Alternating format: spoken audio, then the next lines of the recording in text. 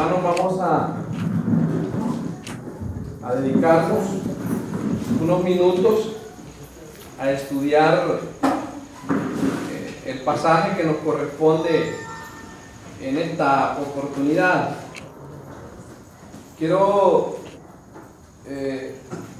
decirles que esta noche vamos a regresar, como ya lo habíamos planificado, vamos a regresar a nuestro texto original, el texto de donde partimos nuestro estudio, que se encuentra en el libro del profeta Isaías, en el capítulo número 55. Si ustedes recuerdan, hermanos, Isaías capítulo número 55 es el pasaje base del estudio que hemos estado haciendo en las últimas semanas. Luego, a lo largo de la lectura, llegamos al versículo número 6, en donde dice Isaías, capítulo 55, versículo 6, buscad a Jehová, mientras puede ser hallado, llamadle en tanto que está cercano. A partir de ese versículo, fuimos a ilustrar al libro de los Hechos de los Apóstoles, cuando la primera parte del versículo 6 dice, buscad a Jehová mientras pueda ser hallado. Principalmente esa parte, esa frase, buscad a Jehová. Primero vimos cuál era la forma correcta de buscar a Jehová, lo cual lo pudimos entender con solamente leer el versículo 3 del mismo capítulo 55 del versículo, es decir, con solo leer el versículo 3 del capítulo 55 de Isaías. Allí llegamos a la conclusión que así se busca a Jehová. Y por supuesto, pues usamos otros pasajes para esclarecer cuál es la forma de cómo buscar al Señor. El versículo 3 de Isaías dice, inclinad vuestro oído y venid a mí, oíd. Concluíamos de que la forma de buscar a Jehová es oyendo su palabra, leyendo su palabra. Pero veíamos también cómo no buscarlo. Y por esa razón fue que fuimos a estudiar en Hechos capítulo número 17 la forma incorrecta de buscar a Jehová. Y veíamos con cierta amplitud que Hechos capítulo número 17 habla de la práctica religiosa que no contribuye a encontrar al Dios verdadero. Eso es lo que dijimos. Hasta ahí estamos. A partir de ahí, hermanos, vamos a realizar el estudio en esta noche.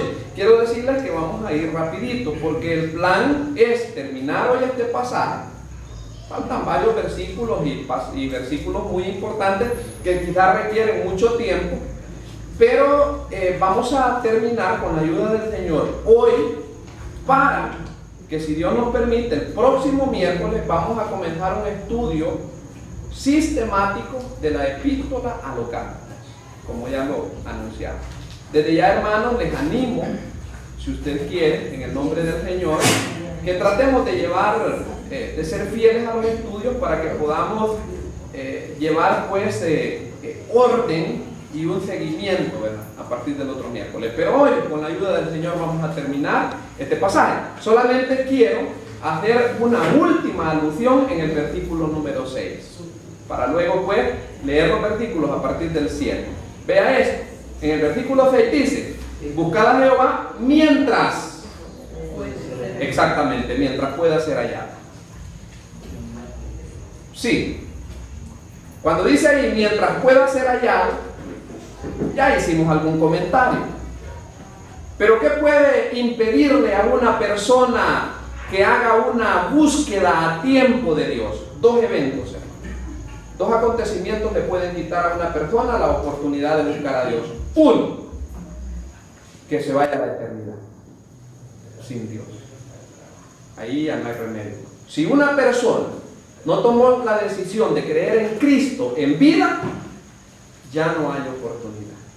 La Biblia no dice en ningún lugar que yo pueda interceder por muy familiar que sea. Mi papá puede ser, mi mamá puede ser, pero mientras mi mamá, mientras mi familiar parte a la eternidad sin haber tomado la decisión de creer en Cristo, ya no se puede hacer nada. Entonces este es un evento que puede quitar la oportunidad a una persona de buscar a Jehová. Pero ¿cuál es el otro evento? Hermanos, nosotros estamos en la dispensación de la gracia, en el tiempo de la gracia. Cuando se termine el tiempo de la gracia, con el arrebatamiento de la iglesia, ya no va a haber oportunidad. Durante el tiempo milenial, la Biblia dice en el libro de Apocalipsis que muchos van a ser salvos a causa de su propia vida. ¿Verdad?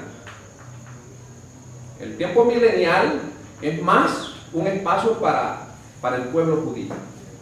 De tal forma, hermano, de que los dos eventos que pueden quitar a una persona la oportunidad de buscar a Jehová, tal cual aparece la advertencia aquí en Isaías, son esos dos acontecimientos. Que una persona parta a la eternidad, cosa que no sabemos cuándo puede ser. Alguien puede decir, ¿verdad? Bueno, yo tengo buena salud, estoy robusto, estoy joven, ¿verdad? Nada hay garantía. Nada hay garantía. ¿Verdad? Uno se queda sorprendido, ¿verdad? Y uno dice, bueno, pero yo ayer vi a ese señor. Bueno, yo una vez, hace un par de meses, yo vi a un señor que andaba haciendo ejercicio. Le gustaba hacer ejercicio. Y al día siguiente, en la tarde, me enteré que lo llevaron de emergencia. Al día siguiente ya vi los canopios que estaban a la venta. Y yo me quedé sorprendido.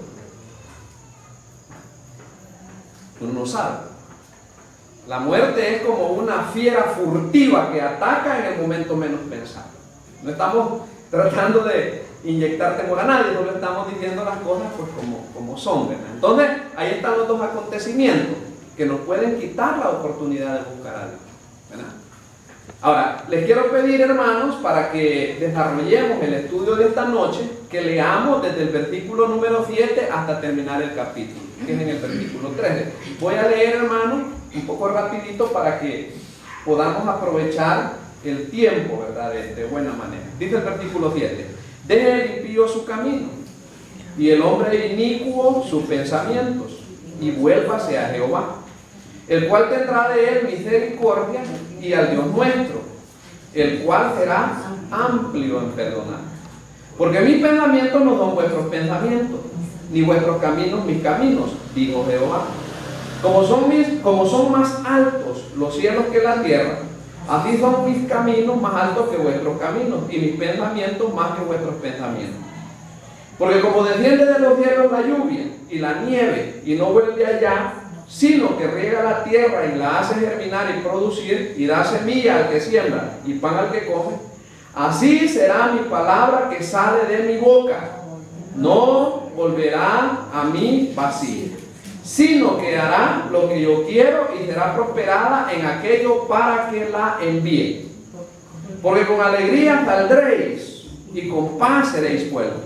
Los montes y los collados levantarán canción delante de vosotros, y todos los árboles del campo darán palmadas de aplauso. En lugar de la sarna crecerá ciprés, y en lugar de la ortiga crecerá arrayán. Y será Jehová por nombre, por señal eterna, que nunca será raíz. Muy bien. Versículo número 7.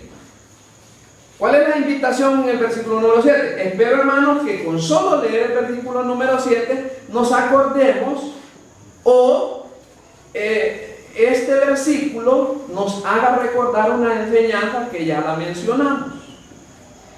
Quizá lo más conveniente o lo más fácil, más práctico para poder recordar lo que ya hemos dicho acerca de un tema que está aquí sobreentendido en el versículo número 7 es leer la segunda frase después de la primera. Dice la primera frase: deje el impío su camino, pero dice la segunda: y el hombre inicuo sus pensamientos. Yo recuerdo, hermano, que en una enseñanza dijimos de que en el idioma que se escribió en el Nuevo Testamento, que es el idioma griego, hay una palabra que se lee metanous o metanoia. Ya les he dicho, hermanos, de que a veces hago mención de los términos porque es útil. ¿Ah? Es útil. Cuando íbamos a la escuela estudiamos la metamorfosis. Y nos enseñaron los profesores que metamorfosis es una palabra compuesta. Meta quiere decir cambio. Y morfos es forma. Y así nos explicaba el profesor, ¿verdad? Entonces la metamorfosis es cambio de forma. Ahora, metanous o metanoia es cambio de nous o de gnosis, de conocimiento o de pensamiento. ¿Ah? Entonces, lo que el versículo 7 dice en la segunda frase, y el hombre inicuo sus pensamientos. Lo que está diciendo puntualmente el profeta es que el hombre inicuo cambie sus pensamientos. Yo recuerdo, hermano, que eso lo dijimos, lo explicamos, que cambiar de pensamiento es arrepentirse. Yo recuerdo que dijimos eso allá en una predicación. ¿Qué es arrepentirse? Es cambiar de pensamiento. Ahora, el cambiar de pensamiento trae una implicación.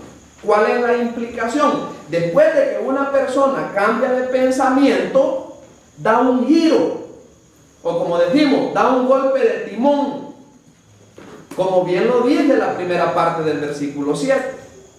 Deja el impío su camino. Ahora, después de esa frase, y el hombre inicuo es un pensamiento que quiere decir literalmente cambie de pensamiento o arrepiéntase, después dice y vuélvase a Jehová. Es interesante esto, mis hermanos, que en la versión NBI eso de vuélvase es una palabra. Yo la versión que tengo aquí a la par, hermanos, te lo digo, hermanos, solamente para tratar de darle brillo a la ilustración.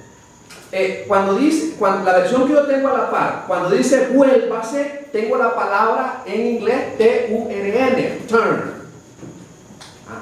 ¿Y sabe qué es eso? Es un giro.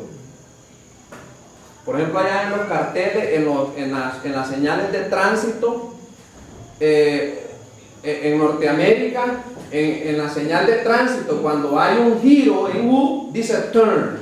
O cuando hay que virar a la derecha, dice turn a la derecha o turn a la izquierda. Pero la idea es esta. ¿Cuál es la idea? De que cuando el hombre inicuo cambia sus pensamientos, da un giro. ¿Para qué? Para volverse al Señor.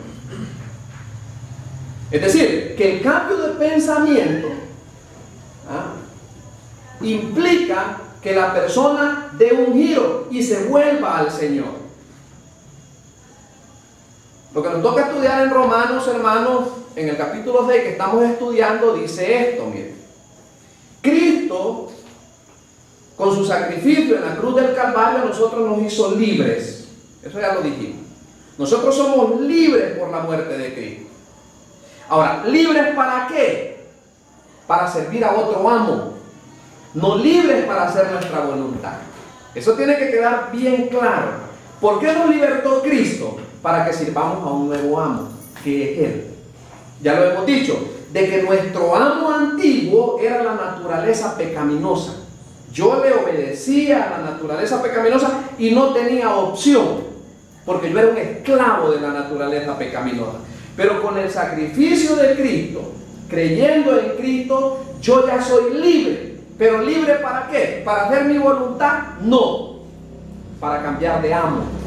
¿Quién es mi amo ahora? Ahora mi amo es el Señor. A Él le obedezco, a Él atiendo, a Él me he presentado, y como yo me he presentado, Él dispone de mí. Entonces, la idea del versículo 7 es ese, que cuando una persona cambia de pensamiento, cuando una persona lee la palabra de Dios, oye la palabra de Dios, eso trae como consecuencia un cambio de pensamiento o de mentalidad, y como consecuencia lógica, la persona se vuelve a Jehová. ¿Y qué va a pasar cuando la persona se arrepiente? Porque esa puntualmente eso quiere decir el versículo 7 en su primera parte. El versículo 7, óigame bien, el versículo 7 de Isaías capítulo número 55 resume no otra cosa más que el arrepentimiento. Ahora, ¿qué pasa cuando una persona se arrepiente? Ahí lo dice el versículo 7 en la parte final. Dice, y vuélvase a Jehová, el cual tendrá de él ¿qué? Misericordia. Correcto. Y al Dios nuestro, el cual será, ¿cómo dice, hermanos? Amplio en perdonar. ¿Ah? Ya hemos dicho, hermanos, lo que significa la palabra misericordia. Misericordia es sinónimo de compasión. El amor misericordioso es el amor que implica, vamos a ver, toma en cuenta las entrañas. Es como cuando nosotros hablamos del amor entrañable, el amor que enferma, hermano. Cuando uno ama a una persona y uno está preocupado por esa persona y por alguna razón la persona se tarda en su trabajo, ya es noche y no viene, ¿qué sentimos nosotros? Nos sentimos enfermos. Y nos agarra desesperación, hermano. Y sentimos que el estómago no nos responde, a veces hasta vamos al baño y hay preocupación. Porque es amor entrañable. Y de eso habla el versículo número 7 al final, el cual dice tendrá de él misericordia. Ahora, me interesa que leamos esta parte. Miren. Entonces, concluimos esto. Después del arrepentimiento, el perdón está garantizado. Después del arrepentimiento, Dios no va a rechazar a nadie que se arrepiente, que cambia de pensamiento y que se vuelve al Señor, que busca al Señor. No va a rechazar a nadie, que sinceramente lo busca. Y la última frase del versículo 7 dice, el cual será amplio en perdonar.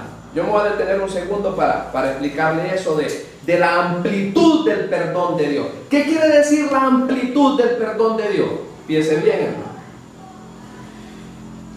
La palabra amplio en el versículo 7 puede significar dos cosas. Puede significar cantidad numérica, es decir, 1, 2, 3, 4, 5, 10, 20, 5,000, cantidad numérica, pero puede también significar espacio, es decir, medida, tamaño. Dos cosas puede significar la palabra amplio, ahí en el versículo 7. Repito, la palabra amplio en el versículo número 7 puede significar cantidad numérica, un gran número de cosas, pero también puede significar tamaño, medida. Es más, hermano, en la versión NBI no dice será amplio en perdonar, sino que dice perdonará libremente. Así dice. ¿Cuál es la idea? La idea es esta. A veces nosotros creemos, hermanos, y no nos acercamos al Señor, no ponemos nuestra fe en Cristo, porque pensamos que hay pecados que están allá en lo más íntimo de nuestro ser y creemos que esos pecados Dios no los puede perdonar.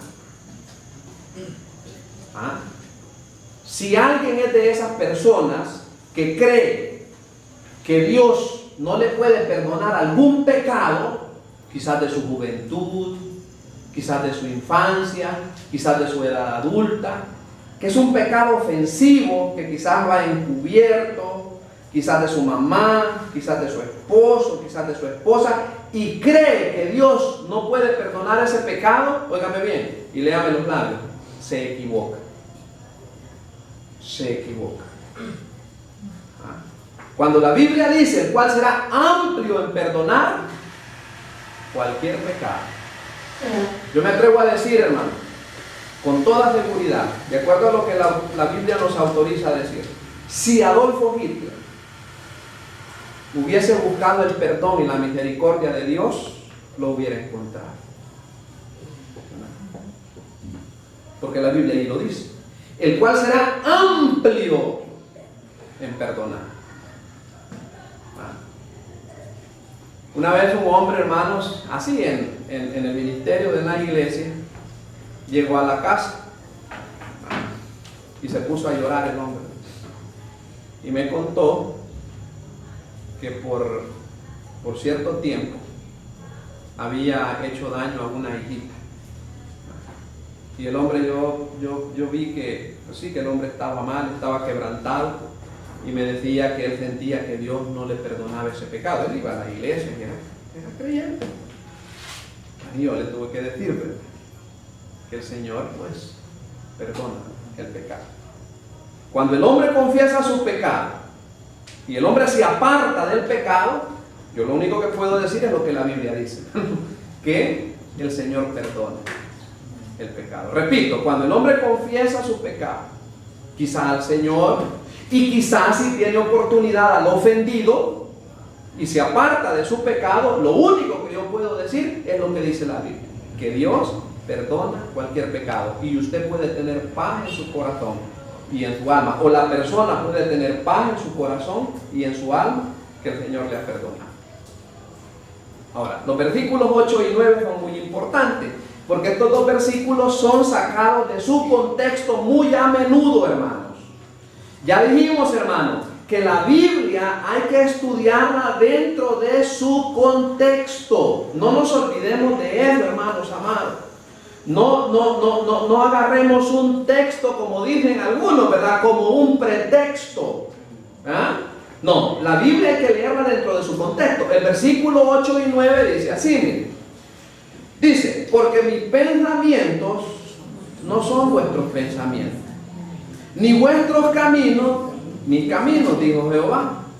Como son más altos los cielos que la tierra, así son mis caminos, más altos que vuestros caminos, y mis pensamientos más que vuestros pensamientos. Le decía que este pasaje con mucha frecuencia y de manera caprichosa, o quizás de manera ignorante, pero muchos lo sacan de su contexto. Por ejemplo, miren, es que yo conocí a una pareja, y la pareja, pues los muchachos ya estaban bastante maduros, que tenían su noviazgo y tenían planes de casarse.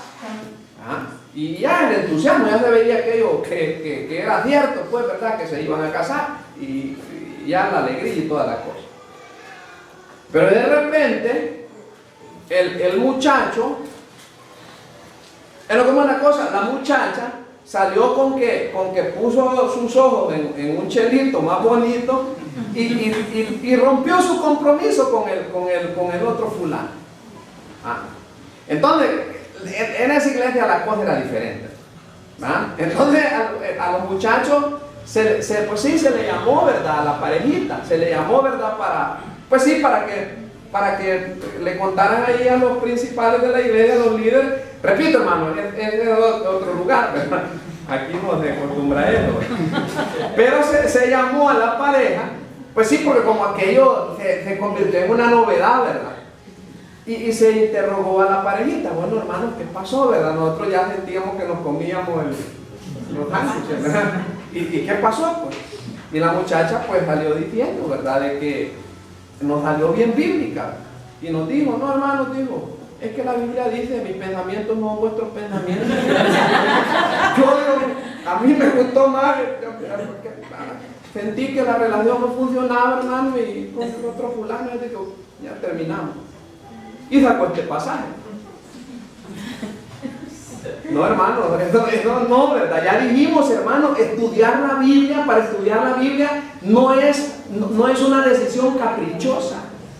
¿Ah? Ya les he dicho, hermano, y usted lo sabe, que hay una ciencia y es arte al mismo tiempo, que se llama hermenéutica. ¿Ah? La hermenéutica bíblica, hermano, dice que primero hay que observar el pasaje, hay que observar, hay que interpretar a la luz del contexto, en su significado, hermano, literal, histórico, gramatical.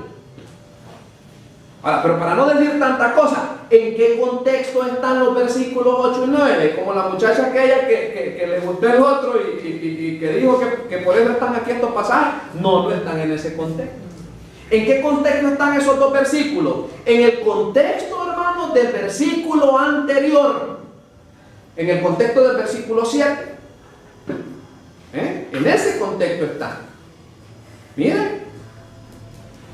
Deje el impío su camino y el hombre inicuo sus pensamientos, y vuélvase a Jehová, el cual tendrá de él misericordia, y el Dios nuestro, el cual será amplio en perdonar. Y luego dice, porque mis pensamientos no son vuestros pensamientos, ni vuestros caminos mis caminos, dijo Jehová.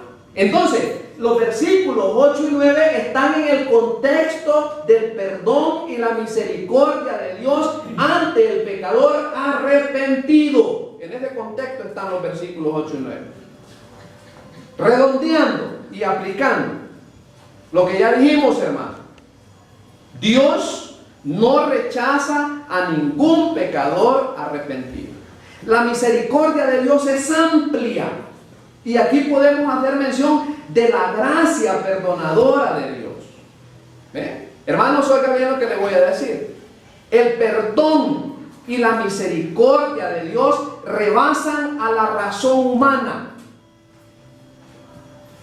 Repito el pensamiento. El perdón y la misericordia de Dios rebasa a la razón humana. ¿Verdad que a veces nosotros pensamos que a cierta persona o a ciertas personas Dios no los perdona? Y a veces ni le testificamos del Evangelio porque no, es de no. Es de no. Es que el perdón y la misericordia de Dios rebasa la razón humana. Y en eso está cifrada la gracia de Dios, hermano. Como ya hemos explicado. ¿Qué es la gracia de Dios? Es el favor inmerecido que no podemos ganar por parte de Dios hacia el hombre. Esa es la gracia.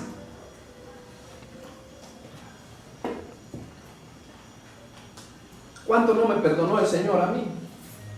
Y usted puede decir lo mismo. ¿Cuánto no le perdonó el Señor a usted? Por su gracia. Hermanos, la gracia de Dios rompe la razón humana. No la entendemos. No la entendemos, no la comprendemos. Yo no lo comprendo, hermano. Yo no entiendo la gracia de Dios. ¿Cómo es que el Señor Jesucristo murió por gente pecadora? Por gente malvada. Quizás una forma fácil de ilustrar la gracia de Dios sería así, mi hermano. Una forma quizás no con el suficiente significado y con la suficiente profundidad, pero por ilustrarlo de alguna manera. Imagínense usted, hermanos, me voy a poner como ejemplo acá en este caso. No hallaba yo cómo formular este ejemplo, pero me voy a poner como ejemplo. Imagínense usted que un hombre arremete en contra de mi hija. Y un hombre malvado viola a mi hija. O de cualquier otro hombre. Yo podría hacer tres cosas frente al violador. Si yo tengo la capacidad y arremeto en contra de él y lo mato, a eso se le llama venganza. A eso se le llama venganza. Ahora, si yo en lugar de arremeter en contra de él, al tenerlo frente mío, llamo a la autoridad y lo meto preso, eso se llama justicia. Pero yo le digo, mira fulano, te perdono, no te preocupes, te perdono, es más, venite a vivir a mi casa, allí viví conmigo, allí vas a comer de mi trabajo, yo te voy a sostener. ¿Sabe cómo le llama eso? Gracia. Y eso es lo que Dios ha hecho por nosotros. ¿Qué merecíamos nosotros, hermano? Hay que ser honestos. Es cuestión de honestidad. Como dice la canción del hombre aquel. Es cuestión de honestidad. ¿Qué merecía yo? Justicia. Merecía venganza. ¿Pero qué nos dio Dios? Gracia. Entonces, hermano, no confundamos lo que la palabra de Dios dice. La palabra de Dios en los versículos 8 y 9 habla, hermano, de la gracia inexplicable de Dios Por eso dice, porque mis pensamientos no son vuestros pensamientos. Y le recuerdo algo, hermano. El capítulo número 5, espero que hagamos un esfuerzo por recordar esto. Quizás pase mucho tiempo antes de que lo volvamos a repetir. El capítulo número 55 de Isaías fue escrito a los hebreos, al igual que el capítulo número 54. El versículo número 54 es más claro, el destinatario del capítulo 54. Es escrito a los hebreos, a los judíos, al pueblo judío. Pero con implicaciones para nosotros. ¿Por qué lo decimos? Bueno, por lo que dice, por ejemplo, el versículo 5, desde el versículo 4. Repito, hermano. Mire, muchas veces hay pasajes de la Biblia que son escritos específicamente a fulano. Por ejemplo, hermano, ya le dije, el capítulo 54 de Isaías, el capítulo 54 de Isaías fue escrito a los hebreos. O pongamos otro ejemplo, la epístola del apóstol Pablo a los romanos. ¿A quién fue escrito? A la iglesia de Roma. A ellos eran el destinatario, pero también para nosotros. A fulano, pero también para nosotros. Es decir, tiene aplicación para nosotros. Lo mismo pasa en este pasaje, en esta escritura. Los versículos 8 y 9 puntualmente, pues obviamente el destinatario es el pueblo judío. Porque mis pensamientos no son vuestros pensamientos, ni vuestros caminos mis caminos. ¿Qué pasó en el libro de los Hechos de los Apóstoles? Bueno, el pueblo de Dios, los judíos, se sorprendieron cuando la gracia de Dios fue derramada al pueblo gentil. Se sorprendieron. Y usted sabe, por ejemplo, mire, Hechos capítulo número 15, ¿de qué trata? Del concilio que hubo en Jerusalén. A razón de que si los gentiles, es decir, los que no eran judíos, debían también circuncidarse. Ese era por eso hubo ahí esa discrepancia y se dio ese concilio allá en Jerusalén. Ahora, ¿qué es lo que estamos diciendo? El pueblo de Dios, los judíos se sorprendieron cuando la gracia de Dios fue derramada sobre la iglesia. Por eso el Señor le dice acá, porque mis pensamientos no son vuestros pensamientos. ¿Y cómo se compara? ¿Cuál es la distancia que hay entre el pensamiento de Dios y el pensamiento de los hombres? Lo dice el versículo 9. ¿Verdad? Así es la distancia que hay. Así somos de chiquitos delante de Dios. Así nos vemos. Así nos ve Dios. Como son más altos los cielos que la tierra, así son mis caminos más altos que vuestros caminos y mis pensamientos más que vuestros pensamientos. Es por eso, hermanos, que a veces nosotros los planes de Dios frecuentemente no los entendemos. No los entendemos. Yo he estado meditando en los últimos días, hermanos, cómo Dios nos ha bendecido a nosotros. Dios nos ha bendecido, hermano. Dios nos ha bendecido. Estamos estudiando la palabra de Dios. Hemos salido de una rutina, hermanos. De un atascamiento, de una improductividad espiritual, hermano. Dios nos ha bendecido. Que nos hagan burla, que somos poquitos. Gracias a Dios nos saludamos todos, hermanos. Nadie me va a saludar a nadie. Además el Señor dijo, no temáis manada pequeña. Así dice el Señor. Porque a vuestro Padre os ha placido eso. Entonces, hermanos, Dios nos ha bendecido. Dios tenía un plan perfecto. Y no sabemos lo que Dios va a seguir haciendo en nuestra vida. Por eso dice, como son más altos los cielos que la tierra, y uno se queda sorprendido, ¿verdad? Y a veces uno se pregunta, bueno, ¿y por qué? ¿Y por qué? Pues sí, ¿por qué? Y a veces alguien dice, ¿verdad? Porque yo he oído, hermano, lamento, ¿verdad? Tanto que trabajé, No, hermano, no piense de esa forma. No. Nunca piense usted, hermano, que el trabajo es, que no estoy haciendo alusión a nada, hermano.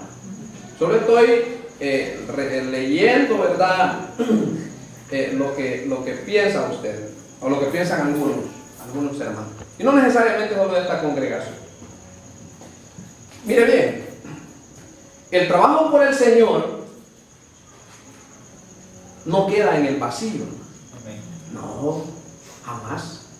¿Usted cree, hermano, que por el hecho de que usted quizás no haya podido seguir sirviendo en un lugar en donde originalmente sirvió y trabajó, el Señor borró su trabajo, su obra en el Señor y ha comenzado de cero? No se equivoca. Te voy a explicar cómo es, mi hermano. En las epístolas a los Corintios se habla del tribunal de Cristo. El tribunal de Cristo es así, mire, es como las clausuras escolares. Así es. En las clausuras escolares, hermanos,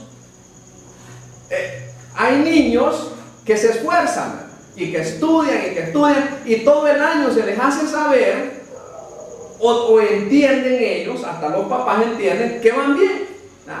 Y allá cuando llega noviembre, los niños van a estar seguros, a veces hasta corbatín les ponen así, corbatillas, porque los van a premiar.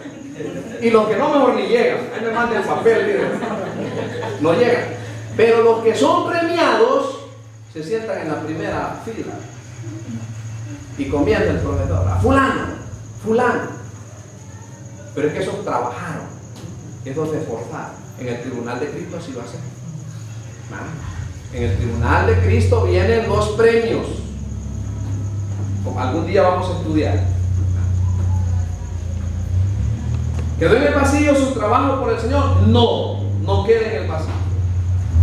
En el libro de Apocalipsis dice: sus obras con ellos siguen, dice. No queda en el vacío.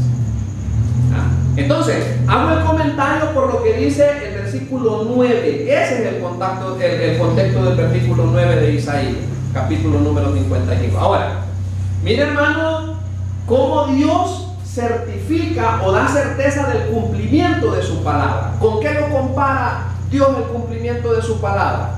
Es tan real el cumplimiento de la palabra de Dios que Dios lo compara con un acontecimiento natural, un acontecimiento propio de la naturaleza que está descrito en los versículos 10 y 11. Porque dice el versículo 10 y 11, y están siempre en el mismo contexto de los versículos anteriores. Porque como desciende de los cielos la lluvia y la nieve, oiga, hermano, y no vuelve allá, ¿a dónde? A los cielos. Eso es lo que dice el pasaje, hermano.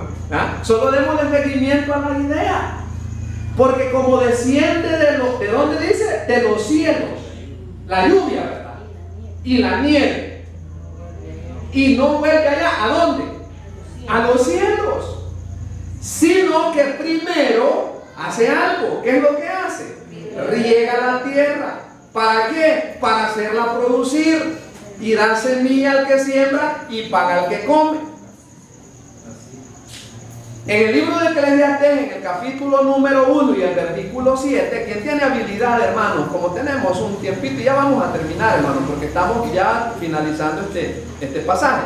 Si alguien tiene el libro de Eclesiastés, busquémosle un parafraseo más claro a lo que estamos leyendo aquí en Isaías 55:10. Mire lo que dice este parafraseo de Isaías 55:10, que se encuentra en Eclesiastés 1:7. ¿Qué dice Eclesiastés 1:7? Los ríos todos van al mar y el mar no se llena. Al lugar de donde los ríos vinieron, allí vuelven para correr de nuevo. ¿Cómo se le llama esto? Eso es un proceso, hermano, que mantiene los mantos acuíferos y que técnicamente se le llama ciclo hidrológico, que funciona en base a 4 momentos. La filtración, que el agua permea la tierra, la empapa, se filtra, pero con la fuerza del resplandor del sol se evapora, y el segundo momento del ciclo hidrológico se condensa, y cuando las nubes están cargadas de agua, se precipita, se vuelve a filtrar, se evapora, se condensa, se precipita, se filtra, se evapora, se condensa. ¿Sabía usted que la misma agua que inundó el arca de Noé es la que nos bebemos nosotros? Sí, allí se ha mantenido. ¿Y quién lo retoma? Isaías, porque como desciende de los cielos la lluvia y la nieve, y ahí está el ciclo hidrológico. Ahora, pero ¿cuál es el contexto de esta figura? Eso es lo importante. ¿Cuál es el contexto? ¿Por qué usa el profeta esta certeza que no falla, que no se altera? ¿Para qué la usa? Para certificarlo del versículo número 11. Ese es el punto importante. ¿Y qué es lo que quiere certificar el profeta? Así será mi palabra que sale de mi boca. No volverá a mí vacía, sino que hará lo que yo quiero y será prosperada en aquello para que la envíe. Ahora, hagamos un nudito ahí. ¿Para qué envió Dios su palabra?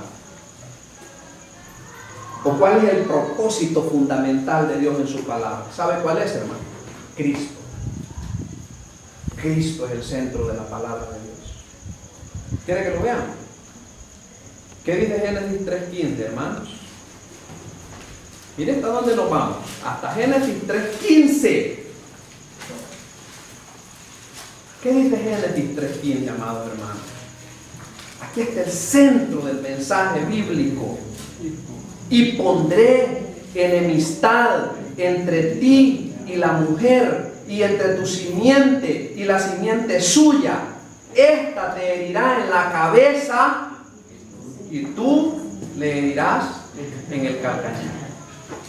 Aquí está, hermano, condensado todo el propósito de Dios, primero a través del pueblo de Israel, que apunta ni nada más ni nada menos que a su simiente, que es Cristo. Pero ¿cómo concluye el mensaje de la Biblia? Bueno, miremos ahora Apocalipsis. ¿Qué dice Apocalipsis capítulo 20 y el versículo 21? Hermanos amados, desde Génesis hasta Apocalipsis. Apocalipsis 20, 21. Versículo 20, hermano, corrijamos por favor. Es el capítulo 22 y el versículo 20. ¿Qué dice Apocalipsis 22:20? El que da testimonio de estas cosas dice. ¿Quién da testimonio de estas cosas? Cristo. Como dice en Apocalipsis 1, en el capítulo número 1, hermanos. Para que usted sepa que así es.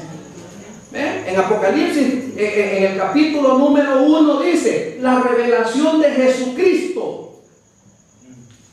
¿Que quién le dio? Que Dios le dio. ¿Para qué? Para manifestar a su siervo las cosas que deben suceder. Ahora, ¿quién es el que da testimonio? Allí lo dice en el capítulo 1. Ahora, cuando dice en el capítulo 22 y el versículo 21, el que da testimonio de estas cosas dice, es Cristo. ¿Y qué dice? Ciertamente vengo en breve. Amén. Sí, ven. ¿Quién dice? Señor Jesús. Desde Génesis hasta Apocalipsis, el centro del mensaje de la Biblia se llama Jesucristo, el Evangelio. No hay otro mensaje. Por eso es, hermano, que nosotros, con la ayuda del Señor, vamos a estudiar la defensa del Evangelio. Gálatas. Y terminamos diciendo así. Entonces el Señor certifica, hermano, la infalibilidad de su palabra como un acontecimiento natural, que nunca ha fallado. Así como nunca ha fallado el ciclo hidrológico, jamás fallará su palabra. Y terminamos con los versículos 12 y 13. Porque, ahora, óigame bien, ya dijimos, hermano, que este pasaje tiene connotación, por supuesto que tiene aplicación mesiánica, relacionado con Cristo. Pero acá alude específicamente al pueblo judío. Porque con alegría saldréis y con paz seréis vueltos. Los montes y los collados levantarán canción delante de vosotros, y todos los árboles del campo darán palmadas de aplauso. A mí me gusta esa figura, hermano, es una metáfora, por supuesto, pero es muy hermosa. Imagínese usted los árboles dando palmadas de aplauso, ¿verdad? Qué lindo eso. En lugar de la zarza crecerá ciprés. Qué lindo, hermano. Quiero decirle que esta es una composición poética. Lo que pasa es que aquí está en prosa, pero es una composición versificada. Usted ya sabe que la versificación hebrea no es igual a la versificación nuestra. No hay rima, no hay musicalidad, etc. Pero ahí está, mire. Dice, en lugar de la zarza crecerá ciprés. ¿Qué es la zarza? Son los abrojos, es la espina. Dice que en lugar de la zarza crecerá ciprés. En la versión NBI no dice ciprés, sino que dice conífera, pino, un pino oloroso, tan rico, un bosque de pino, ¿verdad? Un bosque de conífera. Y el silbar del viento entre el entramado de las coníferas y el olor a esa resina tan rico. Y dice, en lugar de la zarza crecerá ciprés, y en lugar de la ortiga crecerá rayán. Mire, y será Jehová por nombre, por señal eterna que nunca será raída. Ahora, solo quiero dar una explicación. Sí, qué lindo, hermano. Una explicación breve. El capítulo número 55, como ya lo vimos, hermanos, cuando dice misericordia gratuita para todos, pues es específicamente a Israel, con aplicación a nosotros. Claro. Ahora bien, quiero decirle esto. Los versículos 4 y 5, pues ahí nos hacen ver que tiene aplicación al pueblo gentil. ¿Ven? Ahí está. Pero, cuando dice el versículo 12, porque con alegría saldréis y con paz seréis vueltos, ¿quiénes han de ser vueltos? Usted sabe, hermano, que una de las sanciones de Dios para con el pueblo de Israel fue la dispersión. ¿Dónde no hay judíos? A lo largo y ancho de todo el mundo. Y son gente destacada. Son gente destacada. En el área de la ciencia, en el área de las artes, en el área de la medicina. Son gente destacada, los judíos. Pero fueron diseminados a lo largo y ancho de todo el mundo. Pero ¿qué dice el dato profético? Por ejemplo, dice allí en Isaías 44 y el versículo 23. Solo tiene que mover algunas paginitas para atrás, amado hermano. Y en el capítulo 44, espero que esté bien el versículo, y el versículo 23, y si no me ayuda a buscarlo. Sí, dice, sí, mire cómo se llama el pasaje en su versión. Jehová es el Redentor de Israel. Y dice el versículo 24. Sí, el versículo 23, hermano. Cantad loores, oh cielos, porque Jehová lo hizo. Gritad con júbilo, profundidades de la tierra. Prorrumpid montes en alabanza, bosques y todo árbol que en él está. Porque Jehová redimió a Jacob y en Israel será glorificado. Versículo 24, así dice Jehová, tu Redentor que te formó desde el vientre. Yo Jehová, que lo hago todo, que extiendo solo los cielos, que extiendo la tierra por mí mismo, que deshago las señales de los adivinos. Leamos otro pasaje para que nos complemente ese. Ezequiel, capítulo 11. Vamos a tener que ir hacia atrás. Vamos a ver. No, Ezequiel, hermano. En Ezequiel vamos a ver un pasaje. En el capítulo número 11 de Ezequiel 17. Bueno, ya vimos allá el pasaje de Isaías 44, pero ¿qué dice Ezequiel 11, 17? Di por tanto, así ha dicho Jehová el Señor, yo os recogeré de los pueblos y os congregaré de las tierras en las cuales estáis esparcidos y os daré, ¿qué dice? La tierra de Israel. ¿Cómo se llama ese pasaje? promesa de restauración y renovación. Y finalmente, hermanos, leamos un pasaje que usted ya lo conoce en el libro de los Romanos, en alusión al pueblo de Israel. ¿Qué dice Romanos capítulo número 11? Usted sabe que el capítulo número 11 de Romanos tiene como tema central a Israel. ¿Qué dice 11:25 de Romanos? Dice así: porque no quiero, hermanos, que ignoréis este misterio, para que no seáis arrogantes en cuanto a vosotros mismos, que ha acontecido a Israel endurecimiento en parte, hasta que haya entrado la plenitud de los gentiles. Bueno, esto tiene que ver, hermanos, ya con el cumplimiento de los tiempos, más que todo con el tiempo del periodo milenario. Ahora bien, finalmente, ya vemos que Israel regresa a su patria, como bien lo augura Isaías en el capítulo número 55, que es nuestro pasaje que estamos concluyendo. Ahora, el versículo 13 dice: en lugar de la zarza crecerá ciprés. Yo quiero decirle esto, mi hermano, y solo quiero recordarle: la tierra fue maldita a razón del hombre. ¿Ah? Sepa esto, o recuerde esto, mejor dicho. La tierra cayó bajo maldición. ¿Por quién? Por el hombre. Sí, la tierra cayó bajo maldición por el hombre. Y si no, recordemos el pasaje en Génesis 3, capítulo número 17. Cuando el hombre desobedeció y pecó, mire parte del castigo, versículo 17 del capítulo 3 de Génesis.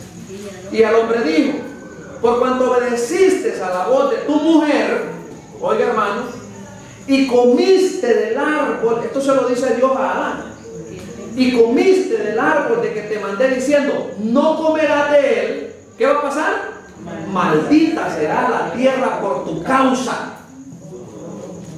¿Y qué más va a pasar? Con dolor comerás de ella todos los días de tu vida. Versículo 18. Espinos y cardos te producirán, y comerás plantas del campo. ¿Y qué dijo Isaías allá en nuestro pasaje? En lugar de la zarza crecerá ciprés, y en lugar de la ortiga crecerá rayán. Hermanos amados, sepan una cosa: no solamente los hombres gemimos por este tiempo que vivimos. Este tiempo es crítico, tiempo peligroso. Pero ¿sabía usted que también la tierra gime?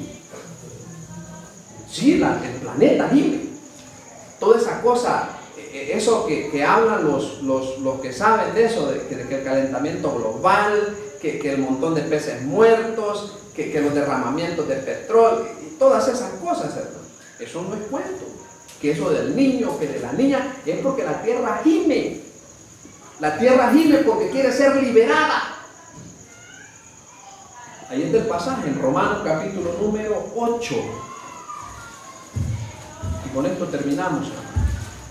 Romanos 8. ¿Qué dice Romanos capítulo número 8? Solo vamos a leer los versículos puntuales. Romanos 8. ¿Qué dice el versículo número 19? Mira, hermano, la tierra gime. Dice capítulo 8, 19 de Romanos: porque el anhelo ardiente de la creación es el aguardar la manifestación de los hijos de Dios, nosotros. Porque la creación fue sujetada a vanidad, dice el versículo 20.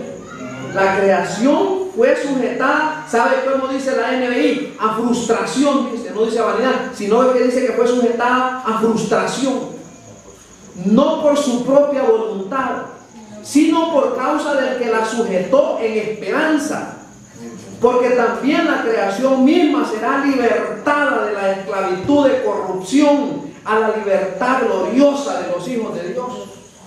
Porque también la creación misma será libertada, desde el versículo 21, versículo 22. Porque sabemos que toda la creación, ¿qué dice de la creación? Gime, gime a una.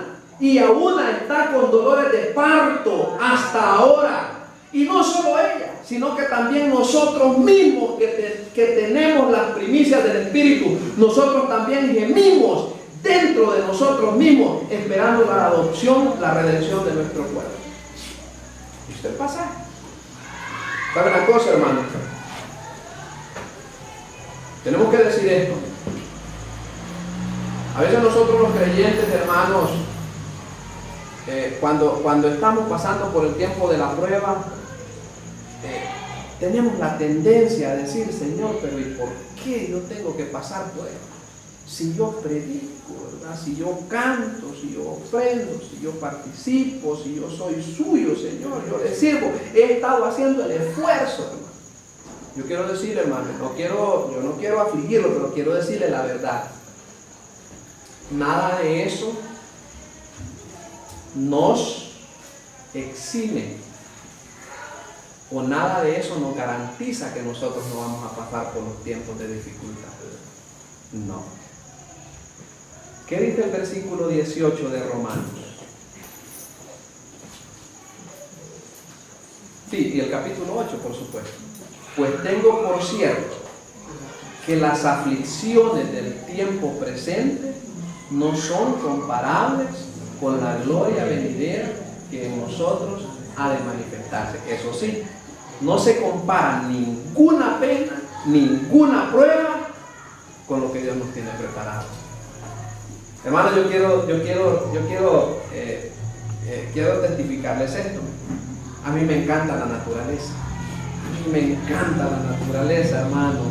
Yo hoy que me levanté, y yo creo que ahora la luna estuvo de lleno, hermano. A mí, fíjense que yo francamente eso sí a mí me llena de emoción y me hace derramar lágrimas eso.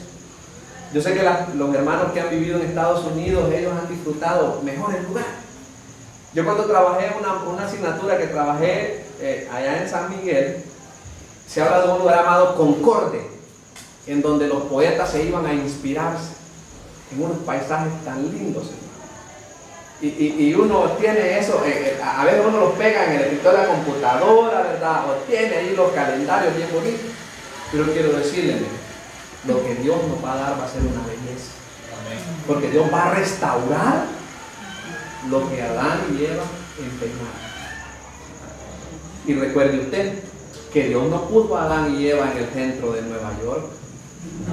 No los puso en una metrópoli. ¿Dónde dice la Biblia que los puso? En un jardín, en un vergel. Qué lindo, hermano.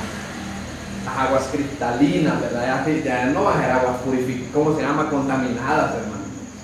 No va a ser agua sucia, ¿verdad? Hedionda, que ahí lleva los trapos sucios. No va a ser quebrada seca, ¿verdad? No, hermano, quebrada seca. No, va a ser un lugar bello, hermano. Yo no sé cómo explicar eso, ¿verdad? Pero va a ser un lugar bello, hermano. Va a ser un regocijo eterno. Vale la pena, hermano, seguir adelante, ¿verdad? Como dice Romanos, los padecimientos presentes no se comparan, hermano, a la gloria futura. Porque va a ser bello y va a ser eterno, como ya lo hemos explicado. Entonces, hermano, hasta aquí concluimos y fuimos rapidito, ¿verdad? Porque el propósito era finalizar Isaías 55, pero hemos terminado de estudiar el capítulo 55 de Isaías, y con la ayuda del Señor el próximo miércoles vamos a comenzar con el estudio de la defensa del Evangelio, Gálatas. Espero en el Señor que Dios nos ayude para que aprendamos, hermanos, para que aprendamos, crezcamos en el conocimiento de la palabra del Señor. Amén, hermanos. Amén. Hemos finalizado.